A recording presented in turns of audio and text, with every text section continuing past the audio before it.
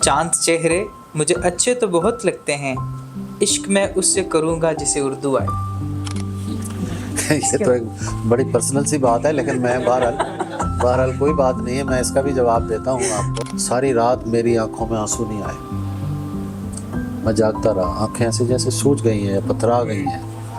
اذانوں کے وقت میں نے کہا یا اللہ اگر میری آنکھوں میں آنسو نہ آئے تو لوگ کیا کہیں گے کہ اس کا باپ چلا گیا اور یہ رویا بھی نہیں۔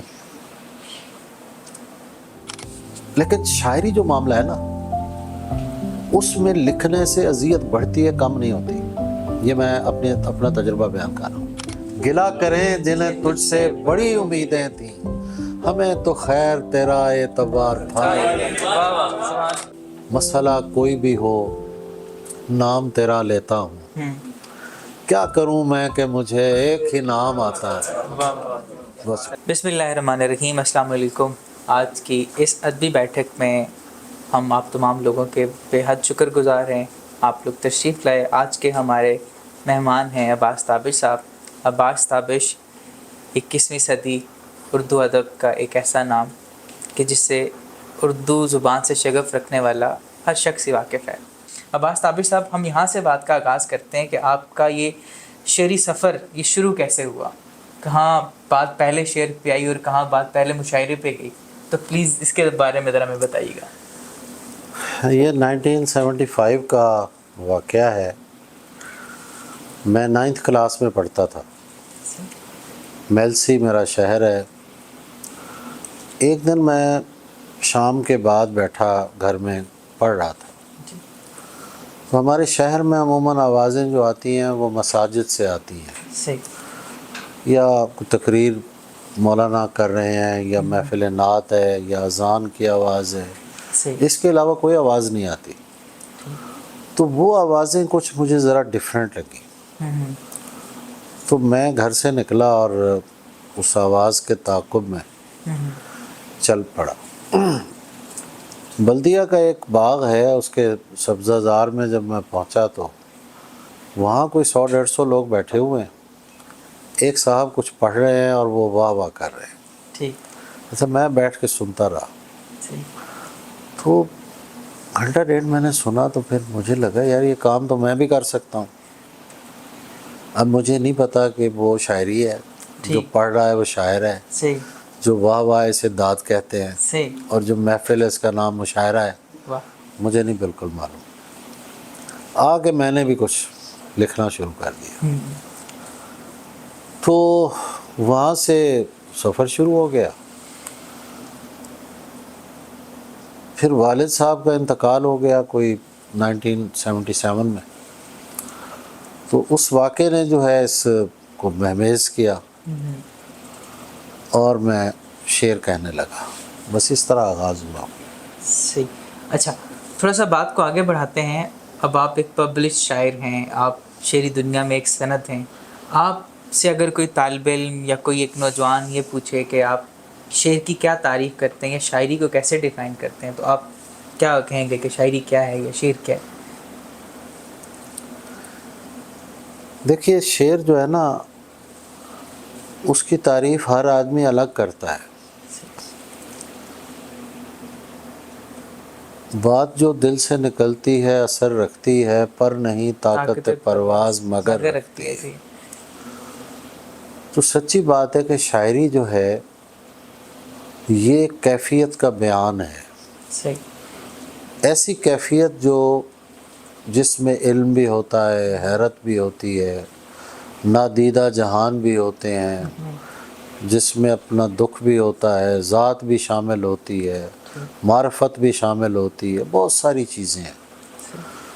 تو وہ جب ساری چیزیں کیفیت کا حصہ بن جائیں اور وہ کیفیت بیان ہو جائے، تو کیسے ممکن ہے کہ وہ لوگوں کے دلوں پر اثر نہ کرے؟ واہ، ایسی بات۔ وہ ضرور اثر کرتی ہے۔ تو ایسا شعر جو سن کے اس کی پہلی سماعت میں آپ کو اچھا لگے، لیکن بعض اشعار ایسے بھی ہوتے ہیں جن میں صرف چونکایا جاتا ہے، صحیح۔ آج کل مشاعروں میں ہمارے نوجوان جو شاعری کرتے ہیں اس میں زیادہ تر شاعری وہ ہے جو چونکانے والی ہے. کوئی ایسی بات کر دو لوگ چونک اٹھے. چونکانے والی شاعری، چونکانے والا عمل، اس کی لمبی عمر نہیں ہوتی، مختصر عمر ہوتی ہے. تو شعر وہ ہوتا ہے جو آپ کے ساتھ چل پڑے. وہ کتاب میں آپ پڑھیں اور آپ کے ساتھ چل پڑیں، مشاعرے میں سنیں آپ کے ساتھ چل پڑیں، یا چلتا پھرتا کہیں سے آپ تک پہنچ جائے. میں سمجھتا ہوں کہ جو شعر ہوتا ہے، جس نے سفر کرنا ہوتا ہے، نہ وہ کتاب کا محتاج ہوتا ہے نہ وہ مشاعرے کا محتاج ہوتا ہے. ایسے آپ نے کسی سے شعر سنا، اس کے بعد وہ آپ کے حافظے کا حصہ بن گیا، آپ بھی اس سے لطف اندوز ہو رہے ہیں، آپ نے اپنے دوست کو سنایا، اور اس طرح شعر نے اپنا سفر جاری کر دیا.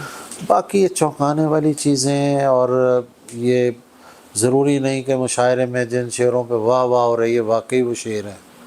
کیونکہ ہمارے اکثر شعراء اس غلط فہمی کا شکار ہوتے ہیں کہ بھائی ہمیں مشاعرے میں بہت داد مل گئی ہے. میں اکثر کہتا ہوں ان کو کہ یہ داد جو ہوتی ہے یہ اس ماحول کا اثر بھی ہو سکتا ہے. آپ نے جو چونکانے والی بات کی ہے اس کا اثر بھی ہو سکتا ہے، اور آپ نے جس طرح پرفارم کیا ہے. شاعری بہرحال ایک پرفارمنگ آرٹ تو ہے، لیکن پرفارمنگ آرٹ اتنا نہیں کہ آپ اسے ڈرامہ بنا دیں اور ڈرامے سے بنا کر آپ اسے ڈھونگ بنا دیں. تو ہمارے کئی شاعر ہیں جو وہ ڈھونگ رچاتے ہیں، شعر سے زیادہ اپنے ڈھونگ کی داد پاتے ہیں. نام لینے کی ضرورت نہیں، آپ دیکھتے ہیں ایسے کردار جو ہوتے ہیں وہ تاریخ میں پہلے بھی آتے رہے ہیں، اب بھی ہیں، اور آئندہ بھی آتے رہیں گے. لیکن شاعری جو ہے وہ ایک پیرلل سفر کر رہی ہوتی ہے. یہ کیسے ممکن ہے کہ ایک بڑا کام ہے، ایک بہت اچھا شعر ہے جس کے کئی پہلو ہیں، اس کو اکثریت پسند کرے. ادب جو ہوتا ہے، شاعری جو ہوتی ہے، وہ اکثریت کا کام نہیں ہوتی، وہ اقلیت کا کام ہوتی ہے. اور میں اکثر اپنی گفتگو میں کہتا ہوں کہ جو جینون شاعر ہوتا ہے وہ اپنا سفر اقلیت سے شروع کرتا ہے. کم لوگ ہوتے ہیں جو اس کے شعر سنتے ہیں، اسے داد دیتے ہیں. اور جب اس کا انجام ہوتا ہے، جب وہ دنیا سے جاتا ہے، تو وہ ایک اپنے چاہنے والوں کی اکثریت چھوڑ کے جاتا ہے. اچھا، پھر ایسے کردار بھی کئی ہیں جو بڑے شاعر ہوتے ہیں، زندگی میں انہیں مقام نہیں ملتا. اس سلسلے میں ہم مجید امجد کی مثال اکثر دی جاتی ہے. مجید امجد بڑا شاعر تھا، کیوں نہیں مقام ملا؟ تو بہت سے شاعر اپنی شاعری کے رستے میں خود رکاوٹ ہوتے ہیں. کوئی عقیدت مند ملنے آیا تو انہوں نے لفٹ ہی نہیں کرائی. میں نے سوچا یار جو بندہ لفٹ نہیں کرا رہا ہے شاعر کیسے بڑا ہو سکتا ہے؟ ٹھیک ہے نا. تو جب وہ شخصیت ہٹ جاتی ہے رستے سے تو شاعری پہ تو کسی کو اختلاف ہی نہیں ہے. تو یہ سلسلہ ہے کہ شعر جو سفر کرے اور مسلسل سفر کرے اور اس کی عمر لمبی ہو. صحیح. اچھا، ایک چیز جو ہم حالات حاضرہ کے تناظر میں چاہیں گے کہ آپ اس پہ روشنی ڈالیں، کیونکہ گزشتہ 4-5 سال سے جس طرح آپ نے بتایا ابھی پہلے بھی کہ آپ کافی ایکٹیویٹیز کرواتے ہیں ادب کی ترویج کے لیے، ہم یہ دیکھتے ہیں کہ ہمارے نوجوان عام طور پر اگر ہم کہیں نا بڑی خالص سی ادب کی سرگرمی ہم کروا رہے ہیں تو نوجوان اٹریکٹ نہیں ہوتے، تو ہمارے پاس بڑی کم آڈینس آتی ہے. لیکن وہیں پہ ہم اس ادب کے ساتھ انٹرٹینمنٹ کو شامل کر لیتے ہیں تو ہمیں نوجوان کچھ زیادہ تعداد میں دکھائی دیتے ہیں. آپ اس سب کو کس تناظر میں دیکھتے ہیں؟ آپ کو کیا لگتا ہے کہ جو آج کے نوجوان کی نفسیات میں ایسا کیا ہے کہ ہمیں اس کو ساتھ لے کے چلنے میں، ایسی سرگرمیوں کو ساتھ رکھنا چاہیے نہیں رکھنا بات چاہیے؟ یہ ہے کہ آپ کو ہر جنریشن کے مسائل کو سمجھنا چاہیے. اس وقت جینزی کے جو مسائل ہیں وہ سب دنیا جانتی ہے. ان مسائل کو ایڈریس کریں، لیکن اس میں بھی 2 رستے ہیں. ایک رستہ تو یہ ہے کہ ایک شاعر آتا ہے اور وہ کہتا ہے کاش میں تیرے حسین ہاتھ کا کنگن ہوتا. ٹھیک ہے، پوری یوتھ اس کے ساتھ چل پڑتی ہے. ٹھیک ہے نا. ٹھیک ہے. اچھا جب وہ جنریشن جو ہے وہ بڑی ہو جاتی ہے، ان کے کاش کے مسائل نکل جاتے ہیں، جنریشن کے بچے جو ہیں وہ بڑے ہو جاتے ہیں، ان کی گرومنگ ہو جاتی ہے، شاعر کی گرومنگ نہیں ہوتی، وہ وہیں کھڑا ہوا ہے. وہ وہیں کھڑا ہوا ہے.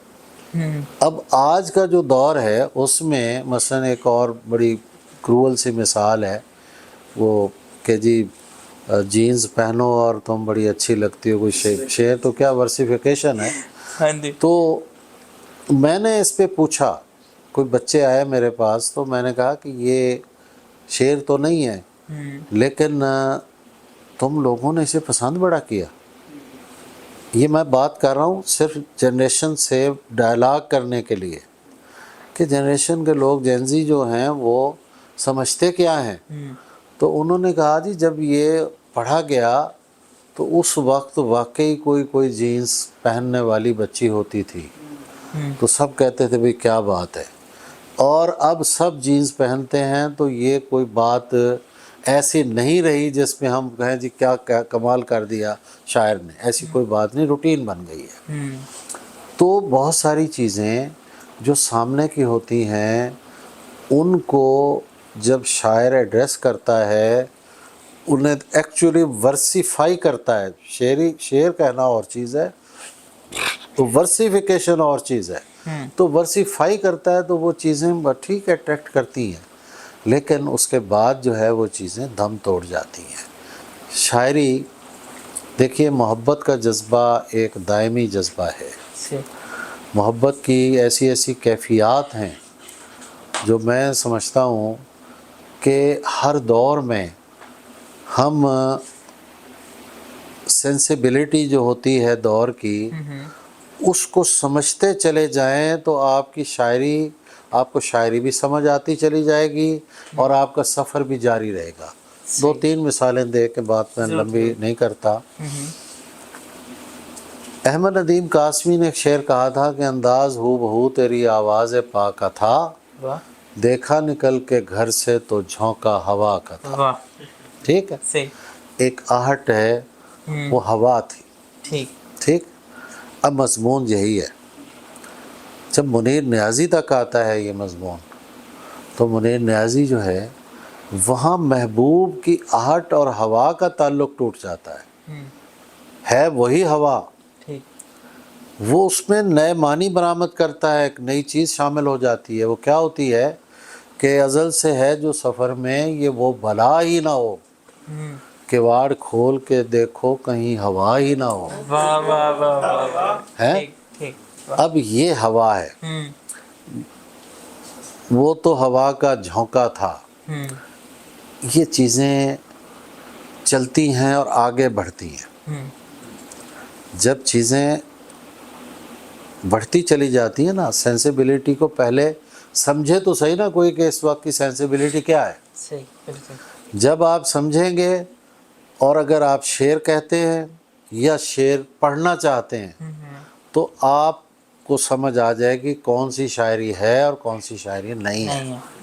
کچھ اشعار ہم آپ کے سامنے رکھیں گے، ہم چاہیں گے کہ آپ تھوڑا سا ہمیں اگر کس کا کوئی پس منظر ہے تو آپ ضرور بتائیں. ایک آپ کی غزل بڑی مشہور ہوئی تھی کہ دشت میں پیاس بجھاتے ہوئے مر جاتے ہیں ہم پرندے کہیں جاتے ہوئے مر جاتے ہیں.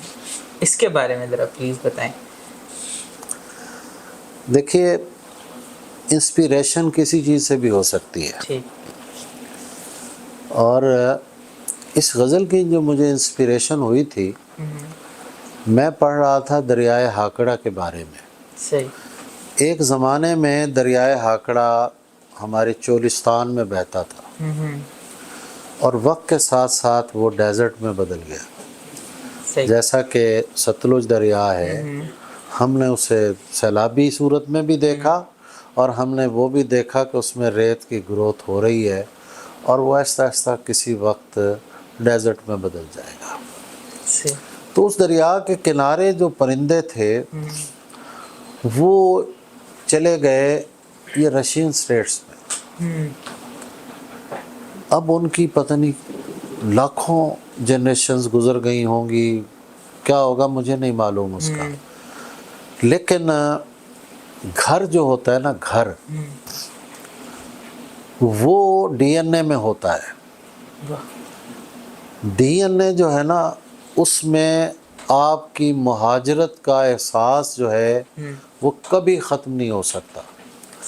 خطبہ حجۃ الوداع میں حضور صلی اللہ علیہ وآلہ وسلم نے فرمایا، 13 سال بعد خطبہ دیا ہے نا ہجرت کے، اپنے مہاجر بھائیوں کا خیال رکھیے گا. اب اگر اس جملے پہ آپ غور کریں تو مقصد یہی ہے کہ جو ہجرت ہوتی ہے، جو مہاجرت ہوتی ہے، اس کا احساس نسل در نسل چلتا ہے. اب ہمارے کراچی کے دوست یا ادھر کے دوست جو ہجرت کر کے آئے ہیں، وہ اپنے آپ کو مہاجر سمجھتے ہیں. جب یہاں سے کوئی انہیں پرابلم ہو تو وہ ان کی مہاجرت کا احساس زیادہ ہو جاتا ہے. نہ بھی ہو تو ڈی این اے میں مہاجرت ہے ہمارے.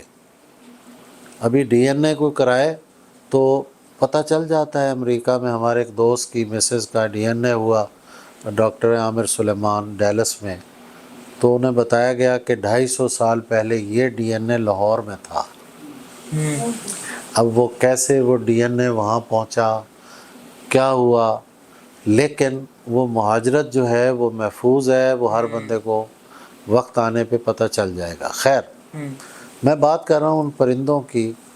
وہ پرندے ایک سخت موسم میں اپنے گھر کی طرف لوٹتے ہیں، لیکن یہاں گرم موسم ہوتا ہے اور وہ ہزاروں کی لاکھوں کی تعداد میں آتے ہیں اور چولستان میں اپنا نادیدہ گھر جو ان کے ڈی این اے میں ہے اس کی تلاش میں وہ بیچارے مر جاتے ہیں.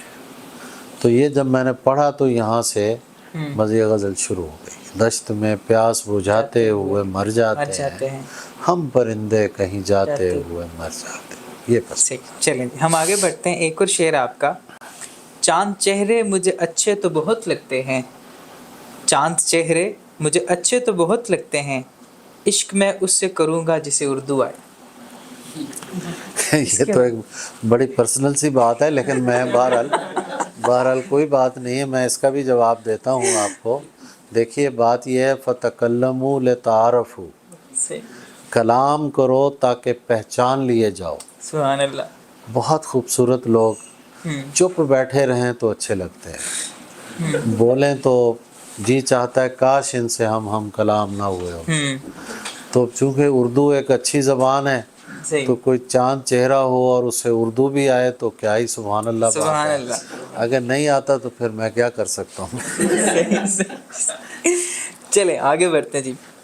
مدت کے بعد خواب میں آیا تھا میرا باپ، مدت کے بعد خواب میں آیا تھا میرا باپ، اور اس نے مجھ سے اتنا کہا خوش رہا کرو.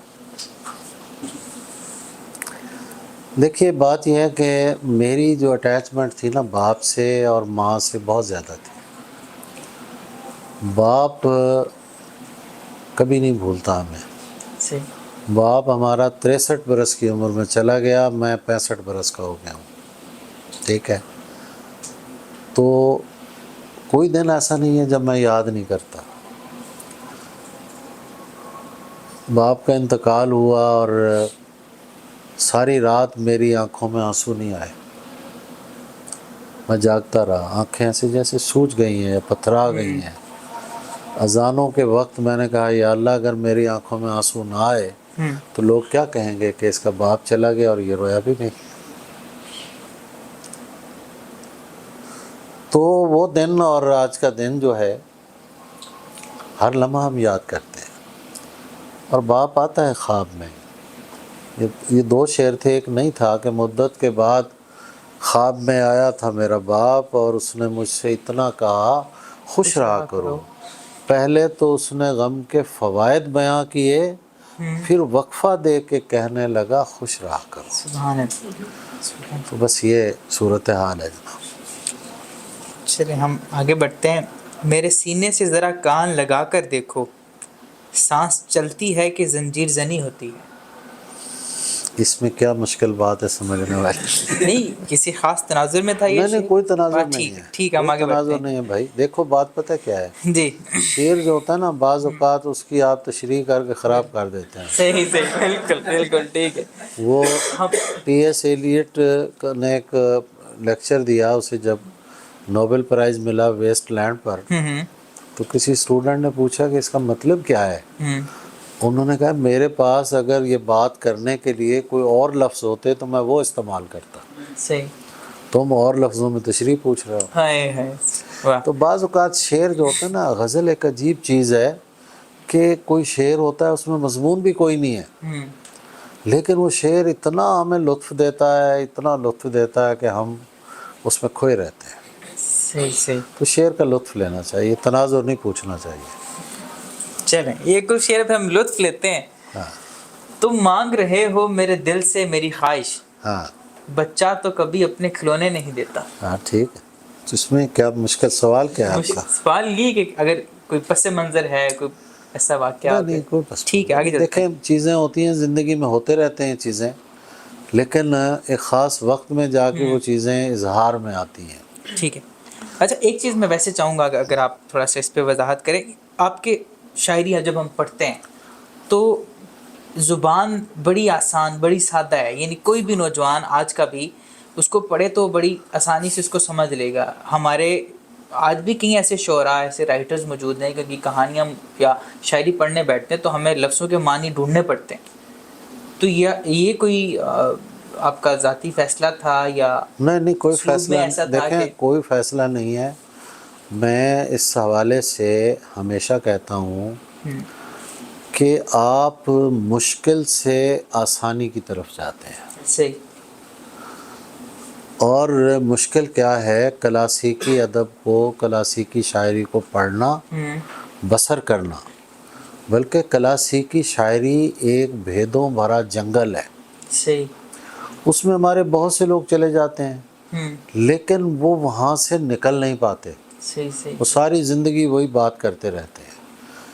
اس سے نکلنا جو ہے یہ ضروری ہے کہ آپ اس سے نکل کے آئیں گے اپنی فریشنس کے ساتھ، تو پھر بات بنے گی. صحیح.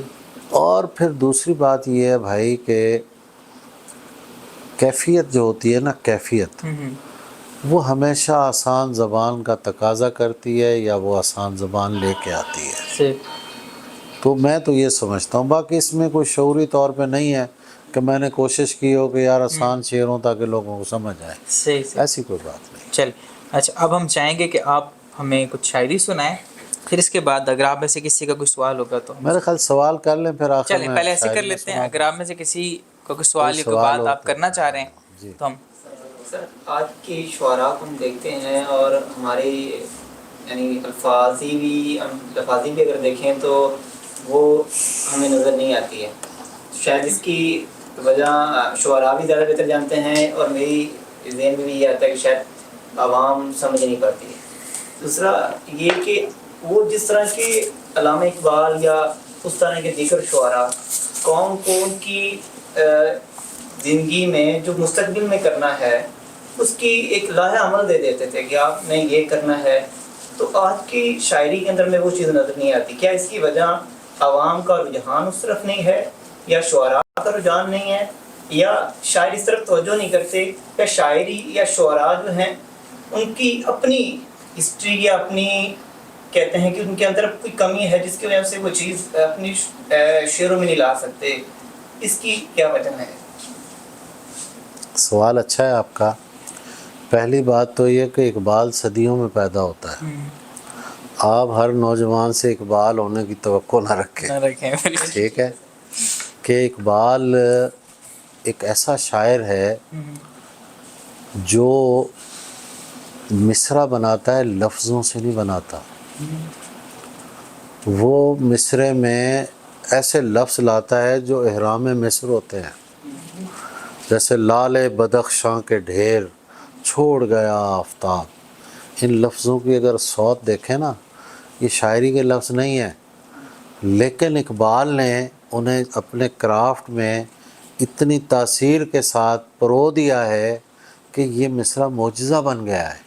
تو اقبال کی شاعری تو بھائی معجزہ ہے، اور معجزہ جو ہوتا ہے وہ صدیوں میں ہوتا ہے۔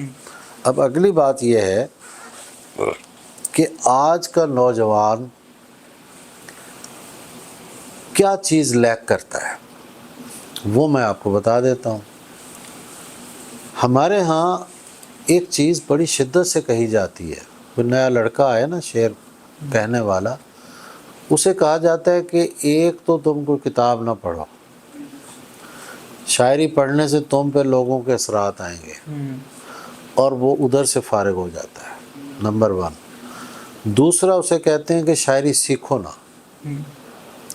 یہ الہام ہوتی ہے اور ایسی ہوتی رہے گی۔ یہ دونوں چیزیں غلط ہیں۔ الہام اس سطح پہ ہوتی ہے کہ ایک نوجوان جب شعر کہتا ہے شروع میں، تو اس کو اللہ کریم 5-6 غزلیں ڈھلی ڈھلائی دے دیتا ہے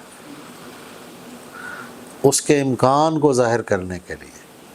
اور کئی ایسے نوجوان ہوتے ہیں جیسے اسی دور کی غزل کا کوئی ایک آدھ شعر ضرب المثل شعر بھی ہو جاتا ہے جو بہت مشہور ہوتا ہے، ٹھیک ہے۔ اچھا، اس کے بعد وہ نوجوان یہی سمجھتا رہتا ہے کہ اسی طرح الہام ہوتا رہے گا، میں اپنی جہالت کو اسی طرح قائم رکھوں۔ نہیں ہوتا، اور جب وقت گزر جاتا ہے تو پھر سیکھنے کی عمر بھی گزر جاتی ہے۔ دیکھیں آپ اکثر نوجوان بیٹھے ہیں تو آپ کے سیکھنے کی عمر بھی ہے، پڑھنے کی عمر بھی ہے۔ میں اس عمر میں کوئی چیز پڑھوں گا تو مجھ پر اثرات اس کے شاید اس طرح نہ ہوں جس طرح آپ ایبزارب کر سکتے ہیں، جس طرح آپ سیکھ سکتے ہیں۔ 25 سال کی عمر تک بقول ٹی ایس ایلیٹ ہر شخص شاعر ہوتا ہے، اس کے بعد وہ پریکٹسنگ پوئٹ ہو جاتا ہے، یعنی زندگی بھر وہ ایک نیٹ پریکٹس کرتا ہے۔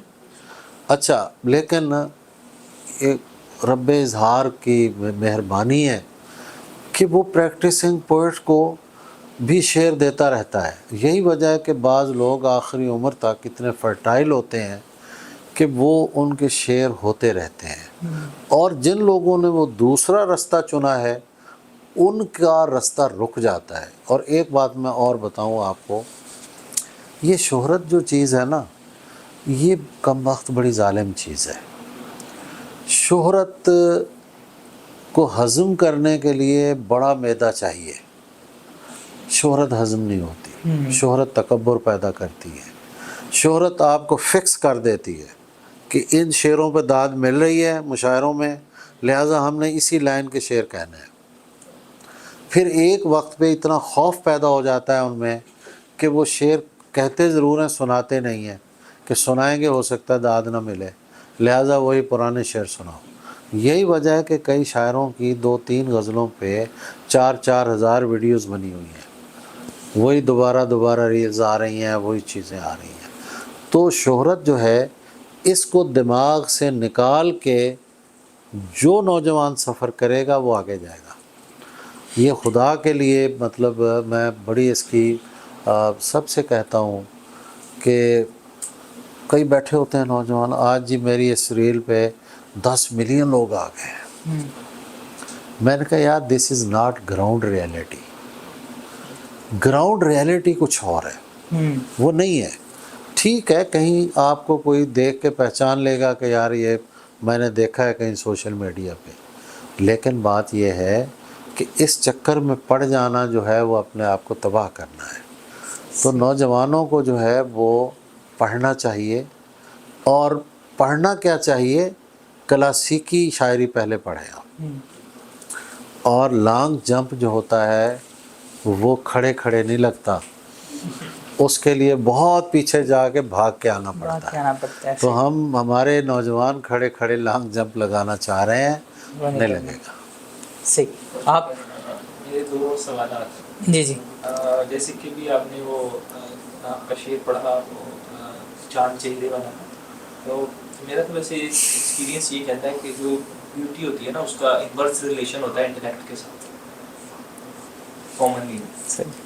تو آپ کا اس کے متعلق کیا خیال ہے؟ اور سیکنڈ سوال ہے نہیں، اس کا ریلیشن کیا ہوتا ہے؟ ریورس انورس ہوتا ہے، یعنی اگر جس طرح آپ نے اپوزٹ ہوتا ہے. ہاں یعنی اگر کوئی بندہ بہت خوبصورت ہے نا تو عموماً وہ کم ہی عقل کی بات کرتا ہے. ہاں تو وہی بات ہے، تو میں نے بھی یہی بات کی ہے. سر نہیں صحیح بات ہے، اور لیکن سارے ایسے نہیں ہوتے.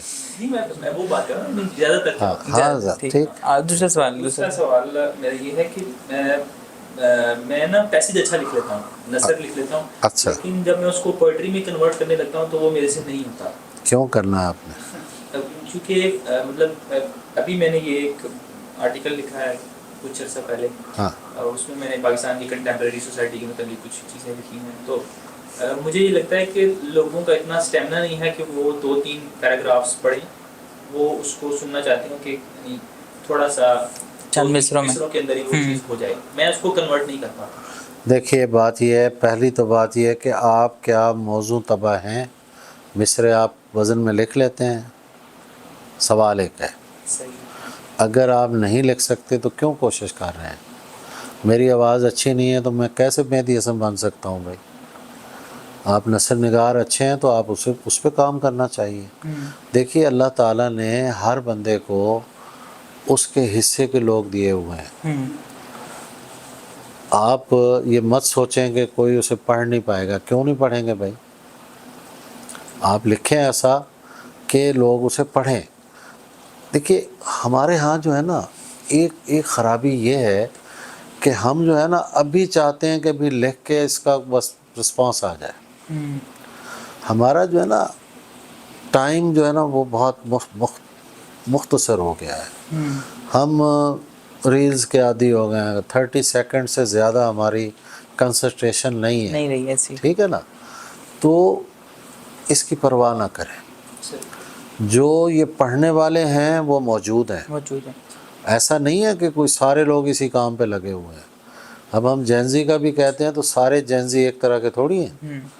پھر یہ جینزی جو ہیں آج جینزی ہیں 2-4 سال بعد جینزی تو نہیں رہیں گے. آخر عقل آئے گی نا انہیں کہ نہیں آئے گی؟ آئے گی عقل انشاءاللہ. ذمہ داری کو محسوس کریں گے یہ. ہاں جی ہاں جی. وہ پیچھے سوال تھا کہ کیا درد لکھنے سے کم ہوتا ہے؟ کیا درد لکھنے سے کم ہوتا ہے یا گہرا؟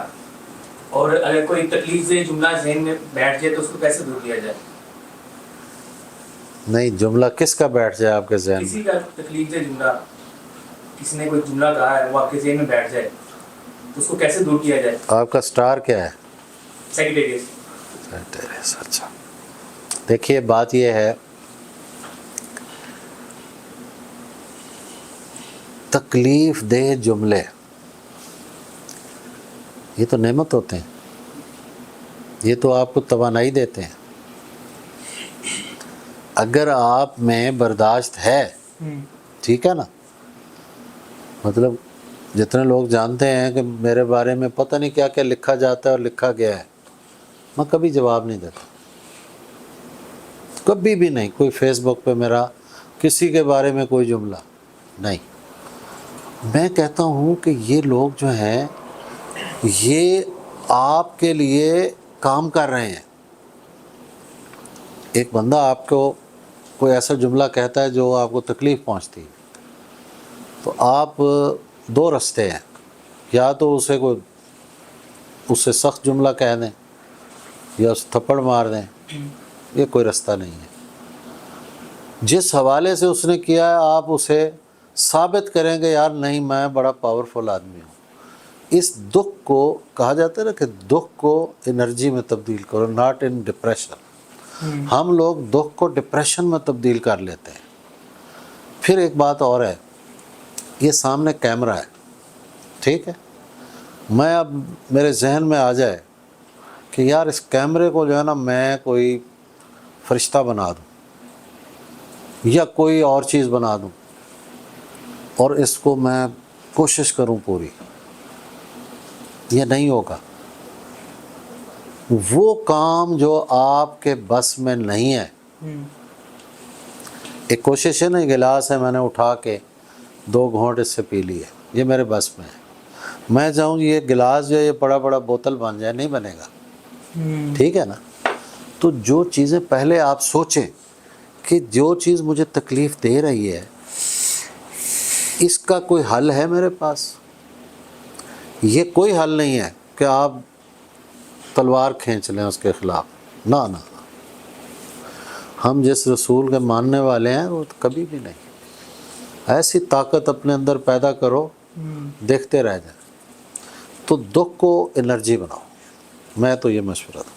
سر ان کے سوال کا دوسرا پہلا حصہ یہ تھا میرا خیال میں کہ درد لکھنے سے بڑھتا ہے یا ہاں وہ میں اس طرف میں آ رہا ہوں۔ دیکھیے درد لکھنا، پھر میں اگین وہی بات کرتا ہوں کہ کیا آپ شاعری کرتے ہیں؟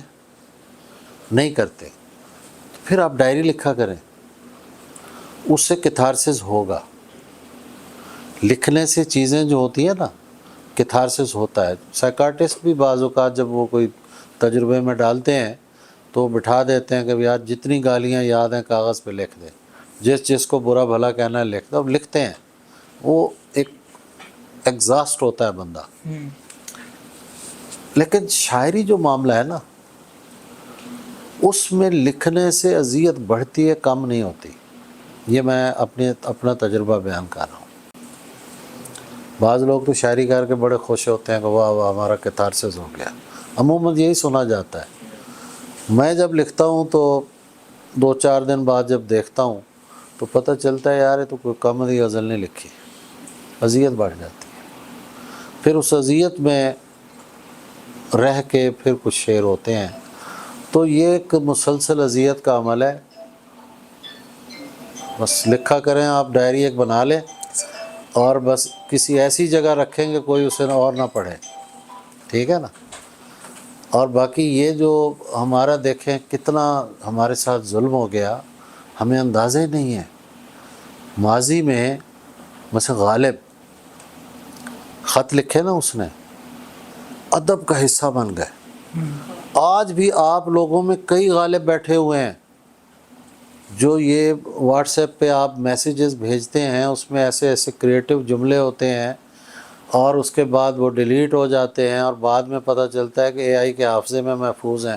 آپ کے نہیں رہے، آپ کا لکھا ہوا لفظ آپ کا رہے گا، آپ کی زبان میں ریکارڈ کیا ہوا لفظ آپ کا ہے۔ یہ ادھر جو بھی آپ لکھ کے بھیجیں گے وہ آپ کا نہیں ہے۔ ہاں جی، ہاں سر، میں نفسیات کا طالب علم بھی ہوں اور کتابوں سے بھی لگن ہے، تو میں نے کچھ جہاں وہ پڑھا تھا، منٹو کو پڑھا تھا، دوسرے کس کو پڑھا تھا؟ منٹو۔ اچھا جی، ٹھیک ہے۔ سعادت حسن منٹو۔ اس کے علاوہ کچھ دوسرے نثر نگاروں کو بھی پڑھا میں نے، کچھ شعراء کو بھی پڑھا۔ تو سوال میرا یہ ہے کہ اپنے ایموشنز، جذبات کو اس میں لکھنا، کیا یہ اپنا ریفلیکشن ہوتا ہے؟ کہ میں نے یہ بھی سنا ہے کہ لوگ دوسروں کے جذبات کو اپنی تحریر میں، اپنی شعر میں جو کہتے ہیں، اس میں کیا فرق ہے؟ اور ایک اور سوال میرا یہ کہ کچھ شعراء، کچھ مصنف جو ہے نا وہ ہائی لائٹ ہوئے ہیں ہمارے سوسائٹی میں، چاہے پاس میں چاہے اب کرنٹ سچویشن میں، لیکن بہت سے ایسے حضرات ہیں جو ابھی دبے دبے رہتے ہیں۔ تو یہ یونیکنس آنا ان کی شاعری میں یا ان کی تصنیف میں، یہ کیا فرق ہوتا ہے، کیا وجہ بنتی ہے؟ دیکھیے پہلی بات تو یہ ہے کہ من عرف نفسہ فقد عرف ربہ، اس کو بنیاد بنا لیں۔ اویئرنیس چاہیے نا آپ کو، اویئرنیس آپ کو اپنی ذات سے ملے گی، ٹھیک ہے۔ اچھا، اب بات یہ ہے کہ ہم معاشرے سے بھی کٹ کے نہیں رہ سکتے۔ مثلاً ایک سراج الدولہ کو شہید کیا جاتا ہے، ایک ہندو شاعر شعر کہتا ہے، غزالاں تم تو واقف ہو کہو مجنوں کے مرنے کی، دیوانہ مر گیا آخر تو ویرانے پہ کیا گزری۔ یہ اس کی شہادت پہ لکھا ہے ایک ہندو شاعر نے، ٹھیک ہے نا۔ تو چیزیں جو ہوتی ہیں آس پاس کی وہ بھی ہمیں متاثر کرتی ہیں، لیکن ہر چیز کو اپنی ذات کی چھلنی سے ضرور گزاریں، اپنا تجربہ ضرور بنائیں۔ ایک چھوٹی سی بات میں یہ کرنا چاہتا ہوں، دیکھیے انفارمیشن، یہ ہمارا دور انفارمیشن کا دور ہے، علم کا دور نہیں ہے۔ انفارمیشن کیا ہے کہ میں ایک کتاب پڑھ لیتا ہوں، وہ میری انفارمیشن ہے۔ جب تک وہ میری ذات کا حصہ نہیں بنے گی وہ علم نہیں بنے گی۔ ہم لوگ سمجھتے ہیں کہ میں نے یہ 4 کتابیں پڑھی ہیں، مجھے یاد ہیں کوٹیشنز ہر چیز، اور میں عالم ہوں۔ نو ہے، عالم نہیں ہوتا۔ تو آپ جو ہے جو بھی پڑھیں اسے پہلے اپنی ذات کا حصہ بنائیں، پھر آپ میں یونیکنیس آئے گی، اور ہر بڑا آدمی اسی طرح ہی کرتا ہے۔ اصل میں جہاں گفتگو ہوتی ہے نا، میں شاعری کے اس میں نہ موڈ میں ہوتا ہوں نہ موڈ میں ہوتا ہوں۔ بہرحال میں کوشش کر لیتا ہوں کہ کچھ اچھا لگا مجھے نوجوانوں کے سوالات، اور اللہ سلامت رکھے کہ آپ لوگ جڑے ہوئے ہیں ادب سے، سیکھنا چاہ رہے ہیں، پڑھنا چاہ رہے ہیں، بڑی بات ہے۔ عزت میں بدل دی گئی رسوائی ہماری، واہ، عزت میں بدل دی گئی رسوائی ہماری، دنیا کو سمجھ پھر بھی نہیں آئی ہماری، واہ واہ واہ، عزت میں بدل دی گئی رسوائی ہماری، دنیا کو سمجھ پھر بھی نہیں آئی ہماری، یہ ہم جو تجھے جاتا ہوا دیکھ رہے ہیں، واہ، یہ ہم جو تجھے جاتا ہوا دیکھ رہے ہیں، ایسے تو چلی جائے گی بینائی ہماری، واہ واہ واہ، یہ ہم جو تجھے جاتا ہوا دیکھ رہے ہیں، ایسے تو چلی جائے گی بینائی ہماری، تم کاٹ کے رکھ دو کہ ادھڑنے کے نہیں ہم، تم کاٹ کے رکھ دو کہ ادھڑنے کے نہیں ہم، اس ہاتھ نے کر رکھی ہے ترپائی ہماری، سبحان اللہ، سبحان اللہ، تم کاٹ کے رکھ دو کہ ادھڑنے کے نہیں ہم، اس ہاتھ نے کر رکھی ہے ترپائی ہماری، ترپائی ہماری، میں ہم اس کو لپٹنے کی اجازت نہیں دیتے، ہم اس کو لپٹنے کی اجازت نہیں دیتے، کوشش تو بہت کرتی ہے تنہائی ہماری، واہ واہ، ہم اس کو لپٹنے کی اجازت نہیں دیتے، کوشش تو بہت کرتی ہے تنہائی ہماری، پڑتا ہے تیرے دشت میں آنکھوں کا علاقہ، کچھ اس میں زمین آتی ہے دریائی ہماری، پڑتا ہے تیرے دشت میں آنکھوں کا علاقہ، کچھ اس میں زمین آتی ہے دریائی ہماری، پھر اس کے بعد چمکتا غبار تھا ہی نہیں، پھر اس کے بعد چمکتا غبار تھا ہی نہیں، ذرا سی دیر میں وہ شہسوار تھا ہی نہیں، ذرا سی دیر میں وہ شہسوار تھا ہی نہیں، انہیں کہو کہ بجھا کر نہ اتنا اترائیں، انہیں کہو کہ بجھا کر نہ اتنا اترائیں، چراغ پر تو میرا انحصار تھا ہی نہیں، انہیں کہو کہ بجھا کر نہ اتنا اترائیں، چراغ پر تو میرا انحصار تھا ہی نہیں، گلہ کریں جنہیں تجھ سے بڑی امیدیں تھیں، گلہ کریں جنہیں تجھ سے بڑی امیدیں تھیں، ہمیں تو خیر تیرا اعتبار تھا ہی نہیں، گلہ کریں جنہیں تجھ سے بڑی امیدیں تھیں، ہمیں تو خیر تیرا اعتبار تھا ہی نہیں، میں بادشاہ سے کیا عرض مدعا کرتا، میں بادشاہ سے کیا عرض مدعا کرتا، کہ اس کے پاس کوئی اختیار تھا ہی نہیں، میں بادشاہ سے کیا عرض مدعا کرتا، کہ اس کے پاس کوئی اختیار تھا ہی نہیں، کہ اس کے پاس کوئی اختیار تھا ہی نہیں، شامل میرے غبار میں صحرا اگر نہ ہو، شامل میرے غبار میں صحرا اگر نہ ہو، مجھ سے تو ایک قدم بھی یہ وحشت بسر نہ ہو، مجھ سے تو ایک قدم بھی یہ وحشت بسر نہ ہو، تجھ سے نہیں ملا تھا مگر چاہتا تھا میں، تجھ سے نہیں ملا تھا مگر چاہتا تھا میں، تو ہم سفر ہو اور کہیں کا سفر نہ ہو،